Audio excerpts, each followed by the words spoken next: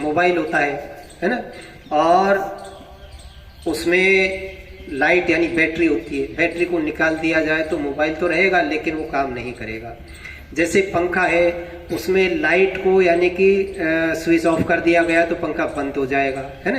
तो जो लाइट है वो तो जीवात्मा मानो एक तरह से, हमारी जो शरीर की जो बॉडी है वो अलग है और जीवात्मा अलग है। जीवात्मा की लाइट से हमारा शरीर काम करता है, आंखें काम करती है, कान काम करते हैं, है ना, बुद्धि काम करती है, हमारे हाथ काम करते हैं।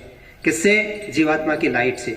जीवात्मा छोड़ गई तो कहेंगे कि तो मर गया, सारे चक्र बंद हो जाते हैं। जैसे पंखा बंद हो गया, इसी प्रकार से हमारी आंखों की वो पावर खत्म हो जाती है, आंखें खुली रहेंगी लेकिन देख नहीं पाएगा, कानों से सुन नहीं पाएगा, हम खूब आवाज लगाएंगे लेकिन सुनेगा नहीं, है ना। तो उसको कहते हैं कि तू मर गया, है ना। मरने का मतलब जीवात्मा छोड़ गई, लाइट चली गई।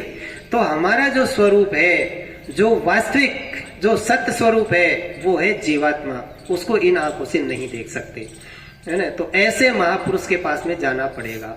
वो गुरु इस धरती पर एक दो ही हुआ करते हैं जो सत्य को जानते हैं और सत्य का रास्ता बता सकते हैं। तो शॉर्ट में मैंने आपको इतना सा बताया कि हमारा जो शरीर है उसमें जीवात्मा हमारा वास्तविक स्वरूप है, और हमारे स्वरूप को आत्मज्ञान कराने के लिए, हमारा वास्तविक स्वरूप दिखाने के लिए, दर्शाने के लिए, हमारी जीवात्मा को जगा करके हम परमात्मा के दर्शन कर सकें, उनके पास जाने के लिए। तो मनुष्य शरीर में सबको अधिकार, छोटा हो बड़ा हो, है ना, जो बच्चा है वो भी जो है 12 साल से ऊपर का बच्चा कोई भी जो है ये भजन कर सकता है। भजन का मतलब ये नहीं घर बार छोड़ करके चले जाओ, समाधि लगा करके बैठ जाओ कि कहीं जो है जंगलों पहाड़ों में, ऐसा नहीं है। आप अपने घर के काम करते हुए, पढ़ाई करते हुए, है ना, और आप भजन कर सकते हैं। तो देखो आप सभी बच्चे, आपका काम पहला तो पढ़ाई करना, कि मेहनत से ईमानदारी से खूब जो है और पढ़ाई करो, समय पूरा पढ़ाई